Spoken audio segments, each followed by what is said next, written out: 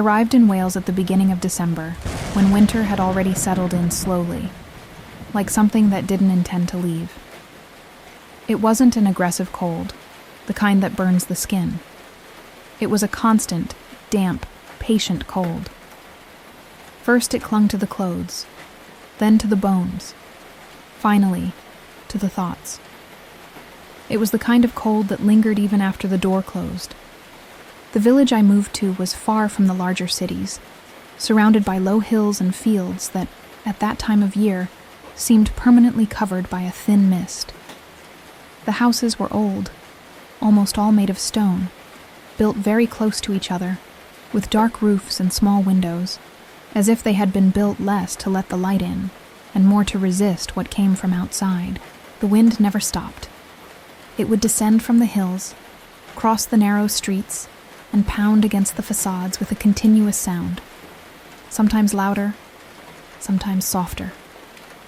At night, when everything finally grew quiet, it would change.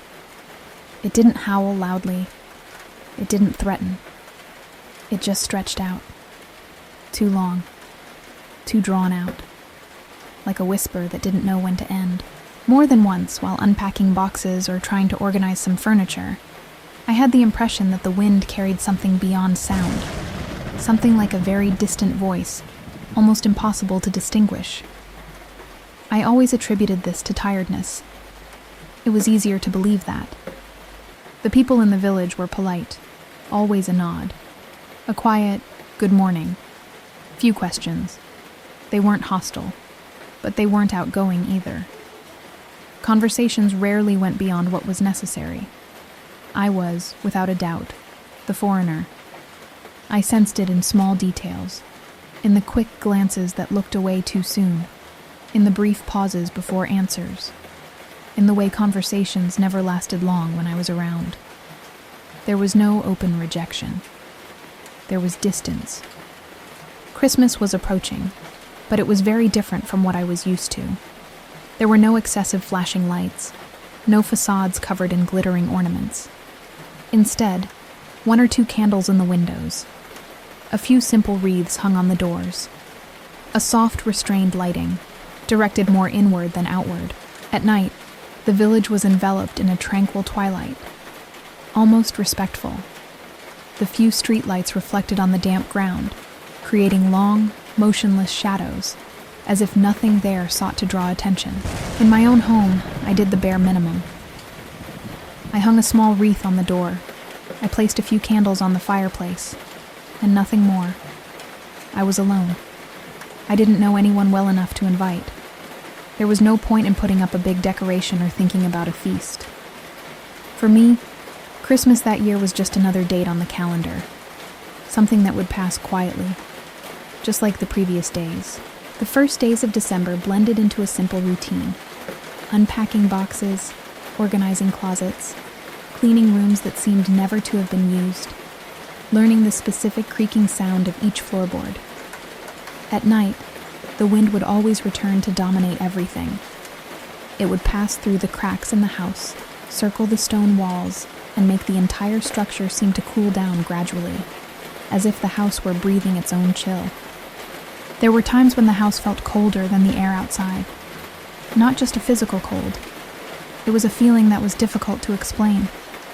A slight discomfort. Constant. As if that place hadn't yet decided whether it would accept me there. I kept telling myself it was just an adjustment. A new place, a new country, a different Christmas. That's what made sense to believe. Still, some nights, after blowing out the candles and going to bed, I would listen to the wind for too long. Because when everything was quiet, it didn't just sound like wind passing through the hills. It sounded like something was trying to say something, too low to understand, too persistent to ignore. The weeks leading up to Christmas passed by far too quietly. December dragged on with small tasks that seemed never to end. Quick shopping trips to the village market. Boxes opened halfway. Furniture rearranged without conviction. The house still didn't feel like mine. Even when the fireplace was lit, there was always a feeling that the cold wasn't just coming from outside. as if the stone walls held an ancient chill, a chill that didn't dissipate easily. Loneliness began to change form. At first, it was just the absence of conversation. Then it seemed as if silence followed me through the rooms. Sometimes I would talk to myself, just to hear my own voice break through that heavy emptiness. At other times, I would spend hours without saying a word, feeling my head full of thoughts that led nowhere. Later, I myself would use this as an explanation for what was to come. Too much loneliness, too much isolation, nothing more than that. On Christmas Eve, I noticed that the village was different. There were voices outside, singing. These were not ordinary songs, nor were they religious hymns. They were alternating, rhythmic voices that appeared and disappeared as the wind swept through the street. I opened the curtain a little. I saw small groups moving between the houses, wrapped in dark coats. Some carried dim flashlights. They seemed animated, focused, as if they were following a script I didn't know. Then there was a knock at my door. These were not hurried knocks. They had a clear rhythm. 3 dry taps, a short break, then 2 more. Before I could decide whether to open it or not, I heard the singing from outside, now closer, more defined. The voices rhymed with each other in an almost provocative tone, like a sung challenge. Open the door on this cold night. We bring verses, laughter, and joy. If the house is warm, if the fire burns, answer in rhyme. Don't be a coward. I stood there for a few seconds, confused, trying to understand if this was serious. I ended up opening the door. The chill of the night crept in along with the scene, making me take a half step back without realizing it. The group was in front of me, and in the center of it, the figure that immediately made my stomach churn. Someone was carrying a tall structure, wrapped in a white cloth that hung down until it almost touched the ground. Beneath the fabric, a horse's skull stood out, faded, ancient. Their jaws were slightly open, frozen in a grotesque half-smile. Colorful ribbons hung around her head, swaying slowly in the wind. The dark holes where eyes had once been seemed too deep, too empty. I felt disgusted. An immediate physical discomfort, a knot in my stomach that made me swallow hard. I wasn't used to seeing exposed bones, much less a skull that size, so close. The image was too disturbing to seem like just a harmless joke. At the same time, I felt ashamed. A strange feeling of being watched, evaluated. It was as if, suddenly, I was at the center of something I didn't understand. The voices continued, now waiting for a response. If the lady of the house knows how to sing, let him come and challenge us now, verse by verse, word by word, or receive us as the occasion dictates. My face grew hot, not because of the cold, because of the embarrassment. People from the village had stopped further back, watching in silence. I felt exposed, ridiculous, like someone who didn't get an inside joke. Look, I began, trying to keep my voice steady. I'm sorry, but this isn't funny. I think you better leave. The rhyming stopped immediately. The silence that followed was dense, uncomfortable. I went back inside the house. Through the small window next to the door, I saw reactions that made me hesitate. Some people put their hands to their mouths. Others shook their heads slowly, in negation. There was frustration there, but also something more difficult to name. Concern, perhaps. Still holding the latch, I felt a shiver run down my spine. A cold wind swept through the house, icy, abnormal. It started at the nape of the neck. It trickled down the shoulders. It ran down the spine. It spread down his arms, down his legs, until it reached his feet. My whole body reacted, getting goosebumps. All the windows were closed. There was no air current that could explain it. For a moment, I heard a low, prolonged sound inside the house. He wasn't tall. He wasn't aggressive. It was a distant howl, almost a whisper, as if the wind had learned to imitate a voice. The door vibrated slightly under my hand. I can't say for sure if that actually happened. Or maybe my body simply interpreted the moment as a threat. I released the latch. I quickly moved away. I went to the living room window, now further from the door, watching carefully so as not to be seen. Outside, the group was reorganizing. Some were still murmuring amongst themselves. Others avoided looking directly at my house. Then they began to walk away from each other, following the street, towards the neighboring houses. Shortly after, I heard the singing again, now at another door. I stayed there, property, watching as they continued on their way. Without knowing that night, something had stayed with me. I stood watching, not out of morbid curiosity, but because something inside me needed to understand what had just happened. I pulled the curtain back a little further and followed the group as they moved along the narrow street, going from house to house. I stayed there, property, watching as they continued on their way. Without knowing that night, something had stayed with me. I stood watching, not out of morbid curiosity, but because something inside me needed to understand what had just happened. I pulled the curtain back a little further and followed the group as they moved along the narrow street, going from house to house, as if they were following a route that everyone there knew by heart. In the house next door, the knocking was repeated. 3 taps, break, 2 taps. The voices rose again, now more cheerful, almost playful. Good house, good flame, a good meal is calling us. If there is bread, if there is wine here, answer in verse, come and laugh. This time, there was a response. A voice from the other side of the door. Safe, familiar with the game. If the cold strikes your hand, there is warmth in the heart. If rhyme calls for shelter and faith, come in quickly, the house is standing. Laughter. Palmas. The group celebrated as if they had won a familiar round. The skull figure was raised in an almost ceremonial gesture, and then they went on their way, without entering the house.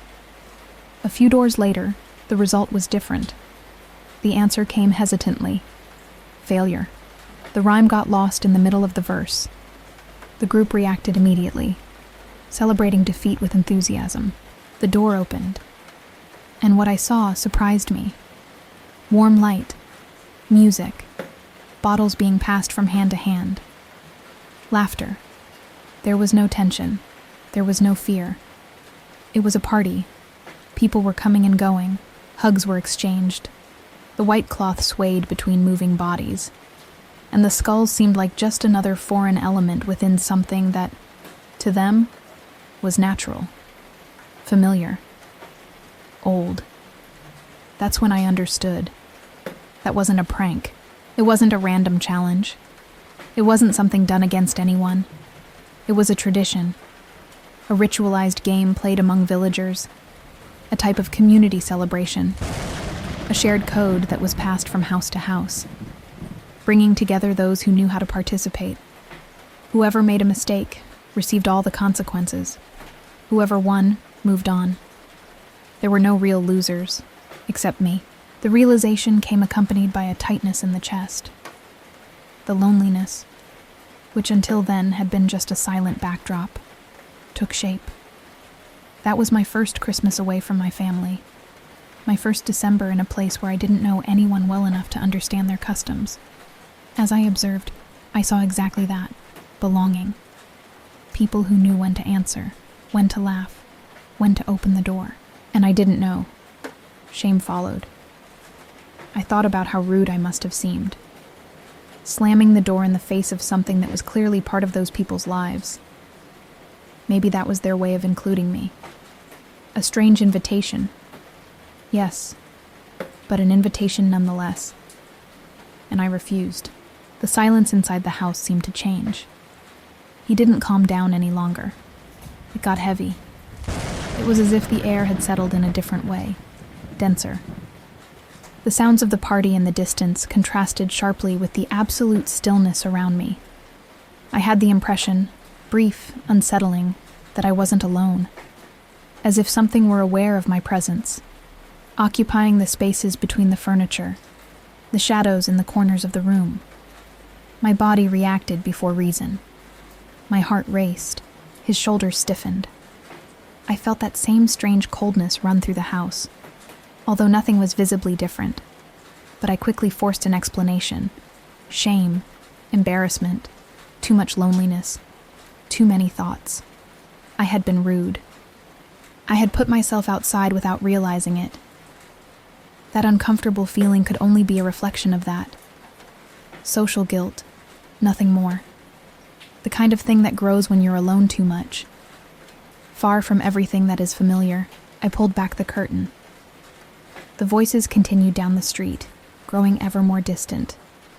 The rhymes echoed from house to house, dissolving into the cold December night. And yet, even when everything fell silent again, I had this unsettling feeling that something had been left behind. The discomfort didn't go away when I closed the curtain. He stayed. It didn't grow immediately. It didn't explode. He just stayed there, silent, occupying the space between me and the furniture, between the air and my skin. The discomfort didn't go away when I closed the curtain. He stayed. It didn't grow immediately. It didn't explode. He just stayed there, silent, occupying the space between me and the furniture, between the air and my skin. Outside, the village remained alive, laughter bursting into laughter. Doors are opening, glasses clinking, voices mingling in a continuous celebration, everything in motion. Not inside the house. Inside, the silence felt wrong. It wasn't an absence of sound. It was an excess of quietness. A type of silence that doesn't relax, that does not welcome. An attentive silence. I heard the singing again. Fragmented, not like before, not in chorus. Now it came in pieces, loose verses carried by the wind, as if someone were singing while walking down the street, without caring whether he was being listened to. At first, I thought that was correct. People passing by, neighbors going from one house to another. The party is spreading. That made sense. The whole village seemed to be buzzing with activity that night. Perhaps that was why I felt that constant presence. Not anything specific, not someone standing behind me, just the unsettling feeling of not truly being alone. It was as if the world had suddenly moved too close to my home. Too many people. Too much life on the outside. I tried to convince myself of that. I walked around the room. I touched the furniture, like someone who needs to confirm that everything was still in place. I opened the window. I closed it. The wind came in with force, bringing the typical damp cold of that region. When I closed it again, the air continued to move, running down the hallways, as if he had forgotten to leave. That's when I became aware of time, or rather, his absence. The clock on the wall was ticking, but between one sound and another, there seemed to be a larger space than there should be. An odd interval. Elastic. I counted in my mind. 1, 2, 3. The pointer took a while to move. I sat on the sofa. Minutes passed as if they were too long to be just minutes. My body started reacting before I even had a clear thought about it. Tense shoulders, cold hands, the uncomfortable feeling of waiting for something, without knowing what. The voices outside began to sound different, no longer distant, but muffled, as if they were coming through walls that were too thick, as if the house were separated from the rest of the village by something invisible. At times the words seemed to drag on, to bend, losing the natural rhythm. Nothing that I couldn't explain as an effect of the wind, from a distance, from my own excessive attention. Then I heard the knocking, not in a hurry, not random, rhythmic. 3 sharp blows, a short break, then 2 more. My body reacted before reason. I stood up on impulse, heart racing, looking straight at the door. It wasn't possible. People had moved on. I had seen it. Still, before I could reach the latch, the sound repeated itself. This time, stronger. The wood of the door vibrated slightly, as if something heavy had grazed her. Not a push, not a coup. A short-lived impact. Stand. A hollow sound. Impossible to ignore. The wind started rushing through the house again. Not like a natural current, but in short bursts, almost targeted. He walked down the hallway. He entered the room. It climbed up the walls, like a cold breath that couldn't find an outlet. I felt a shiver run from the nape of my neck to my ankles, a coldness that didn't seem to come only from the air, but from space. I stood still. The clock kept showing the wrong time. The banging stopped as abruptly as it had begun. The fragmented singing dissolved into the distant noise of the party. No more blows. No voice nearby. Just the wind, now weaker, escaping through the corners of the house, as if he were tired. I took a deep breath. Perhaps that was all. The mind is playing tricks on you. The excessive silence. In contrast to the party, the accumulated fatigue of the last few weeks, the shame is still fresh. Because I closed the door on that tradition that I didn't understand. Everything had an explanation. Even so, I couldn't ignore the persistent feeling that something was watching my house that night. And that, unlike the people outside, this hadn't gone away yet. It all started to seem too morbid to continue sitting in the dark. I got up slowly, as if any sudden movement could draw attention. I took a deep breath. I went to the kitchen. I served a glass of water. My hands were trembling slightly. But don't panic. It was just another growing unease, an almost physical need to organize one's thoughts. I needed an explanation. The ritual I saw outside made absolutely no sense within the concept of Christmas that I knew. There was no gift exchange. There was no cheerful music. It had no obvious symbols of Christian celebration. That looked too old, almost solemn. Okay, maybe. But strange. I picked up my cell phone. The search began in a simple way. The name appeared on the screen too quickly, as if it had been waiting for me for a very long time. Mary Lloyd. The first few lines explained the figure I had seen hours earlier. A horse's skull, white with age, attached to a wooden structure. Movable jaws, colorful ribbons tied around the head, a white cloth covering the body of the person carrying it, creating the illusion of something that is not entirely human, not entirely animalistic. I continued reading. It was not a Christmas creature. Not exactly. The text stated that the ritual was linked to the winter solstice, to the darkest moment of the year, when the nights are too long, and the cold seems permanent, an ancient tradition, much earlier than modern Christmas celebrations, a custom passed down from generation to generation, primarily maintained in smaller villages. This so-called Battle of Rhymes was no random game. It was part of the ritual, verses exchanged at people's doorsteps. Whoever lost would let Mari in, not as punishment, but as acceptance. Inside, there was food, drink, music, a symbolic gesture of hospitality, which represented protection, prosperity, health for animals, good harvests when winter finally ended. I read about the importance of maintaining the cycle, regarding how the ritual was not performed for fun, but out of necessity, a silent agreement, with something that has always been there, something that didn't need to be seen as a conscious entity, but like an ancient force, connected to the earth, regarding the climate, following the rhythm of the seasons.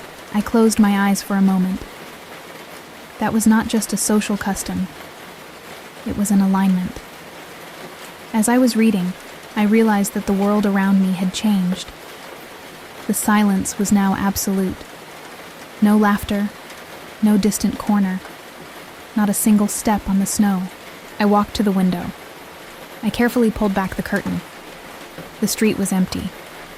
The houses, once bustling with activity, now remained closed. Dark. Not even shadows. Not even voices. It was as if the entire village had retreated all at once. I looked back at my phone, rereading some excerpts, regarding how the ritual needed to be completed in its entirety, regarding how refusal was not common, about how tradition only made sense when everyone participated, even if they didn't fully understand why. The wind started blowing outside again, this time lower, almost respectful. I put my cell phone away. I turned off the lights. I went to my room. At home, it continued to cool, but not in the usual way. It was a coldness that didn't just come from the air. I lay down, trying to ignore the growing weight on my chest. I told myself that now everything made sense. The discomfort was simply a result of having broken something I didn't know. Before closing my eyes, I had an unsettling certainty. That night was not yet over. I woke up to voices. Not just one voice. Lots of. Fragmented. Overlapping. Like parallel conversations happening in different rooms of the house. But not loud enough for me to understand any of the words. A constant murmur. Nervous. Vivo. It didn't come from a specific point. It seemed to drip down the walls, vibrating on the floor. It accumulates on the ceiling. I opened my eyes, my heart already racing. It was as if my body had woken up before my mind. The room was too dark. The air was heavy, denso, difficult to breathe. I lay there for a few seconds. Property. Trying to convince myself that it was just the remnants of a bad dream.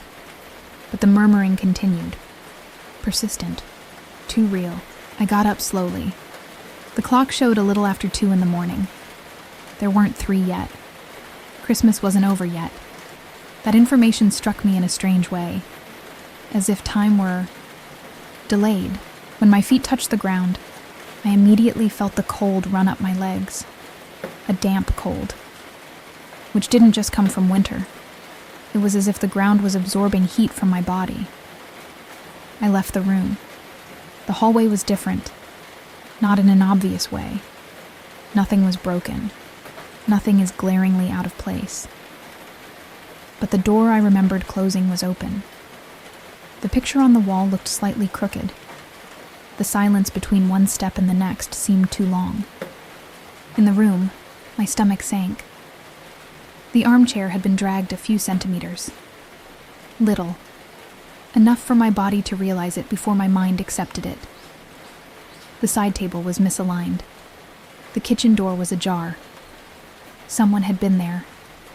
My breath became short. I felt the blood pulsing in my ears. I tried to rationalize it. You've read too much. You are alone. That's exhaustion. I repeated this mentally like a mantra. As I walked towards the kitchen, that's when I saw her. She was standing near the counter, half of the body swallowed by the shadow. An older woman. Firm posture. His face was too serious for that situation. I recognized it immediately. I had seen her earlier, outside, among the residents, singing. I refer back, smiling. The scream escaped me, before I could stop it. What are you doing here?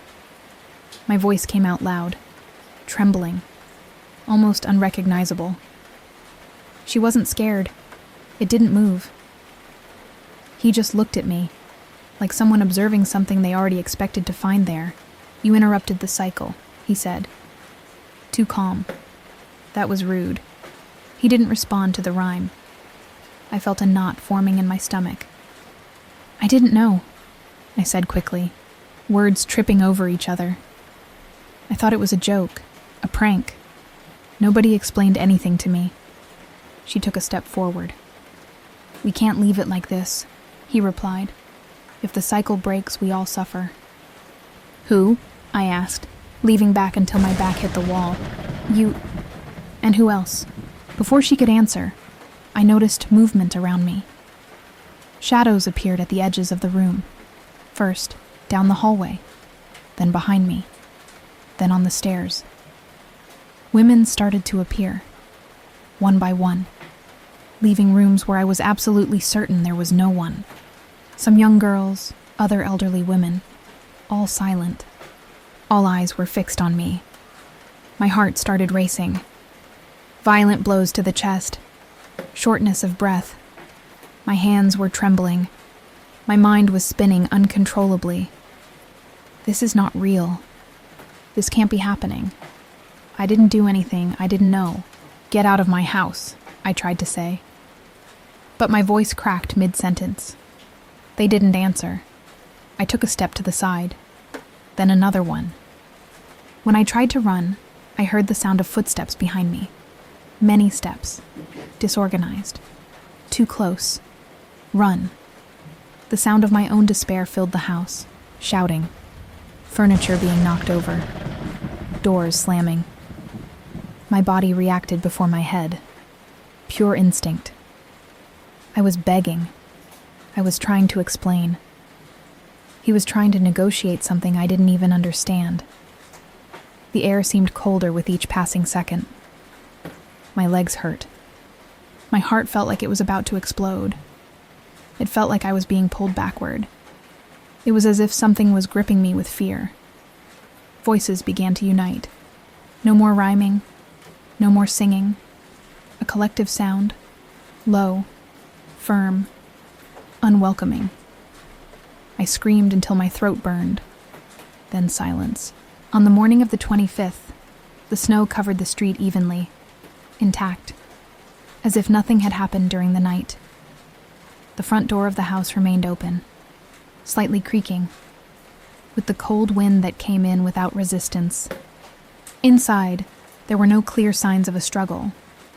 No furniture was broken. No obvious signs of violence. Just a heavy atmosphere. Property. As if the house had held its breath. There was nobody there. As if that presence had never existed. As if the woman who lived in that house had never been part of the village.